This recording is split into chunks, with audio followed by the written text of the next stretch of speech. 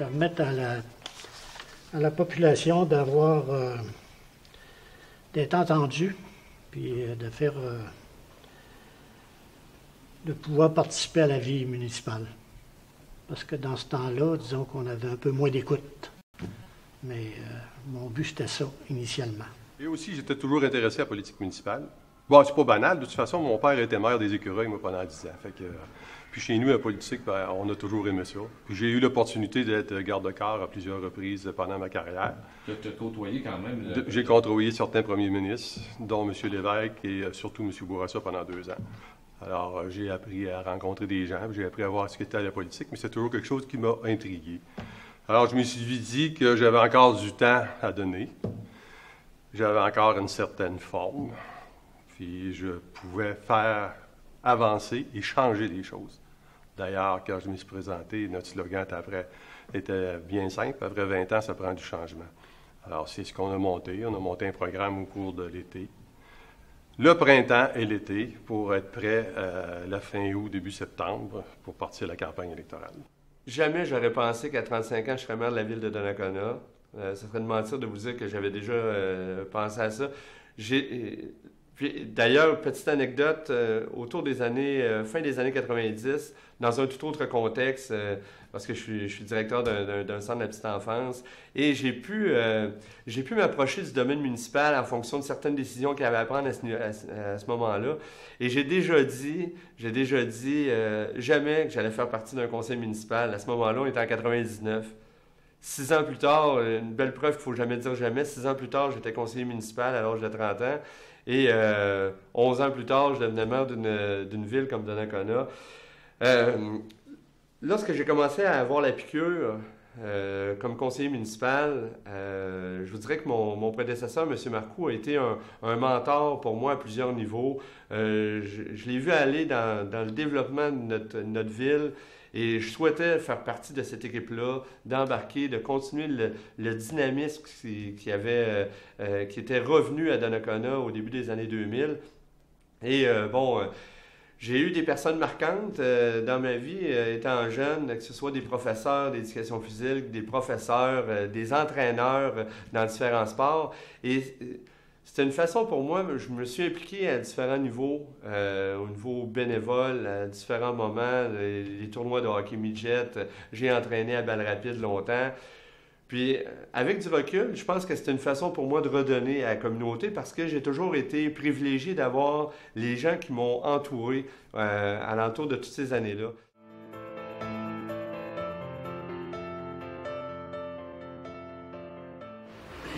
La première des choses, ça a été la prohibition.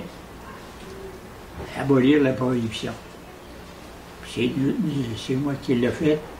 Mais avant moi, il y avait un échevin de la ville de Donnacona qui s'était essayé à faire la prohibition, puis il n'a pas marché.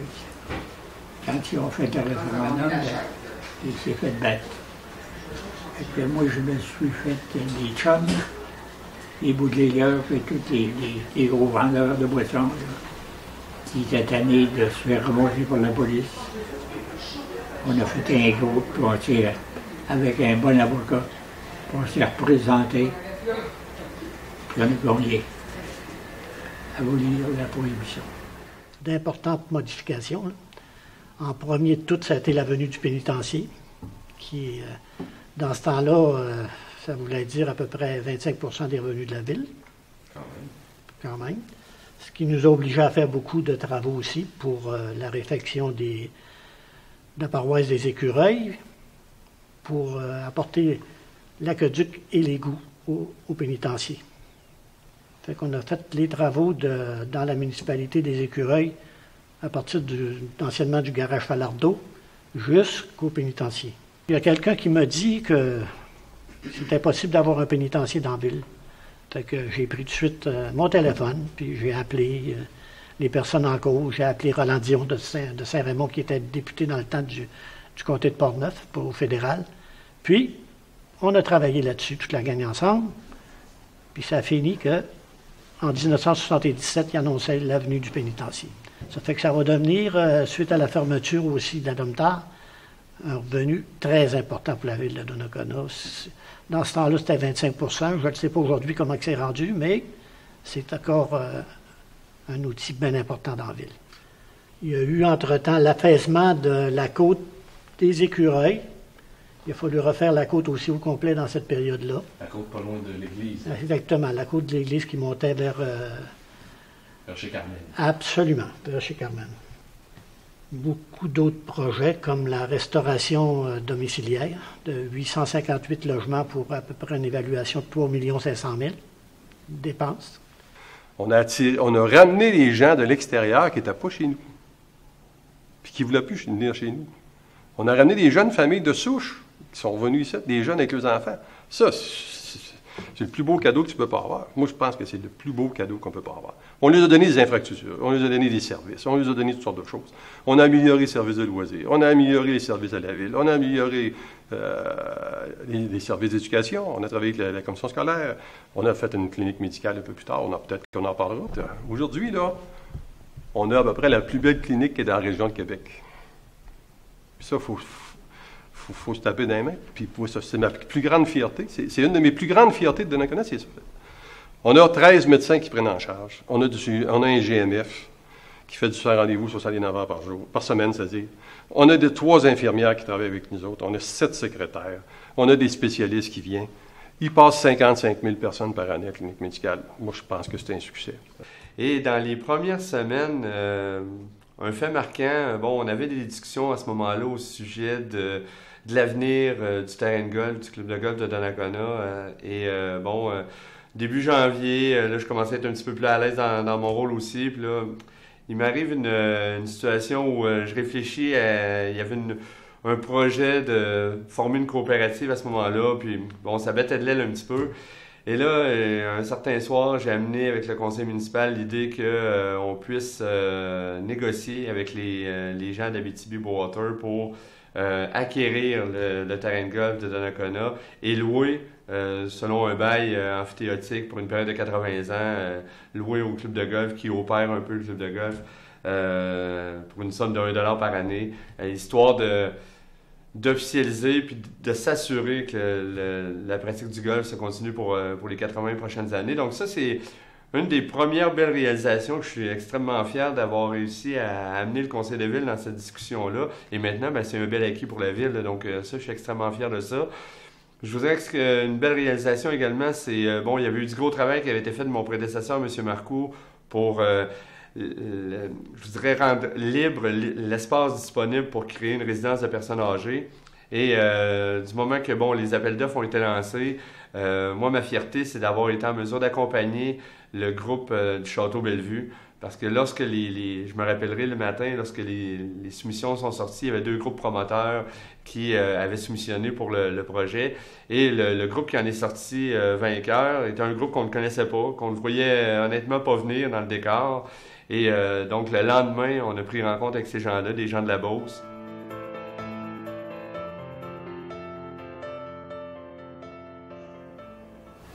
Il n'y a pas bien, M. Chaud. On ne veut pas d'argent. OK. Mais on a fait un petit groupe pour les jeunes. On a bâti un chalet, puis ça marchait. Mais les gens, c'était tous heureux de la fusion. Ça ne pouvait pas se faire autrement. Tu pouvais avoir ce que tu voulais. Si tu voulais te bâtir une maison, tu pouvais avoir de l'eau, puis des égouts, puis tout. Premièrement, on a parti dans ce temps-là de 8 conseillers, puis on a tombé à 6. Ça a diminué pas mal les obligations pour la ville aussi. Et, on faisait confiance aux membres du conseil qui voulaient absolument, à ce moment-là, s'impliquer dans la municipalité. Dans cette période-là, écoute, on était à plus de 5 000 de population. Il y avait un gérant municipal, un secrétaire trésorier, une secrétaire comptable, puis les membres du conseil. Il y avait un directeur des loisirs, les membres du conseil. Ça faisait beaucoup moins de membres, puis moins de personnes à s'occuper. Permettre à la population d'être entendue par le pouvoir, puis de participer à la vie municipale dans toute dans toute son orientation. Les Jeux du Québec. Je reviens encore à ça, la clinique médicale, le club de golf. Oui, ça, c'était... Vous pensez, les gens pensent que c'est arrivé tout ça, le club de golf. Ah oui, mais quand l'usine a fermé en 2008, il a fallu négocier aussi, là. On a négocié très fort, puis je me souviens, il y avait Yvon Leclerc, le président, qui était dans mon bureau, puis à tout bout de champ.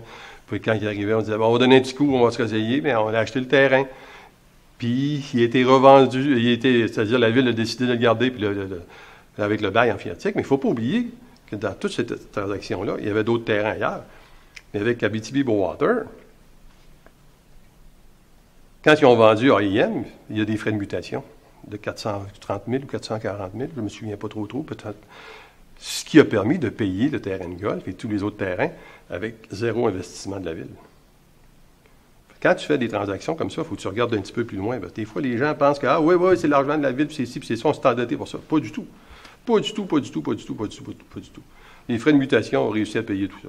Bien, moi, je trouve que c'est merveilleux. Il m'arrive d'avoir des petites bulles au cerveau, mais d'en faire partager à l'équipe et de voir que les gens embarquent dans ces petites bulles-là et de faire en sorte que se concrétisent certains projets qu'on n'aurait peut-être pas pensé au départ. Mais en tout cas, c'est une belle motivation pour moi d'y être. Puis ça me prouve que la décision que j'ai prise en 2010 a été bonne. Je compte pas les heures, puis je souhaite pas demain matin les compter non plus. Malgré que ma conjointe, des fois, aimerait ça que je les compte, mais c'est une autre histoire.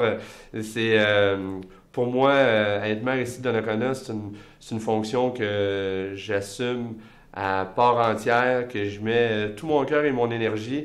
Puis ça, c'est en fonction de gens qui ont tracé la voie avant moi. Donc, ça serait égoïste de dire que je suis là, puis que de ce qui se passe à Donnacona, c'est Sylvain Germain, loin de là.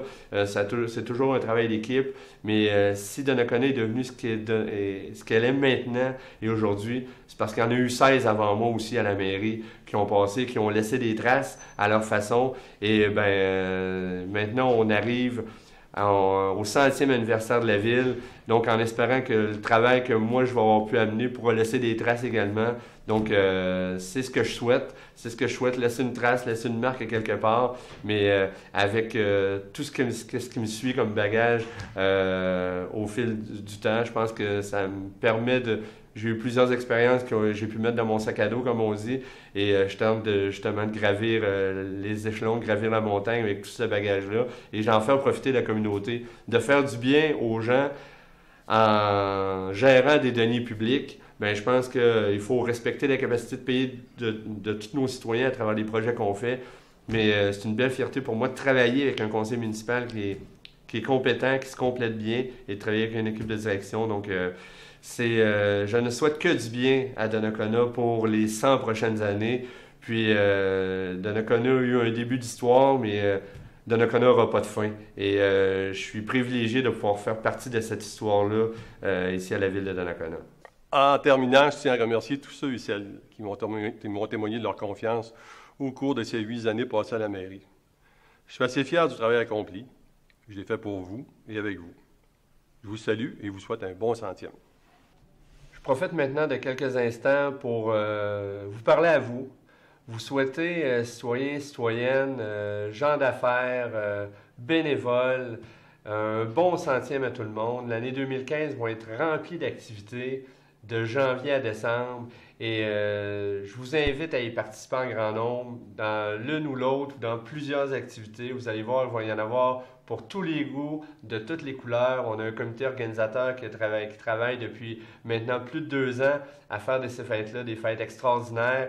Mais le côté extraordinaire de la chose va être garant de votre présence à vous. Donc, je vous invite à y participer. Soyez fiers. Notre ville a 100 ans. On est encore toute jeune. On a notre slogan le dit très bien. Nos souvenirs, notre avenir. Bien évidemment, on va souligner nos 100 premières années, mais on va souligner également ce qui s'en vient. Et ce qui s'en vient va être merveilleux également. Donc, bon 100e tout le monde. C'est toujours un plaisir de vous côtoyer. Et profitez-en, fêtez avec les membres de votre famille, vos voisins, mais vraiment tout le monde, un bon 100e.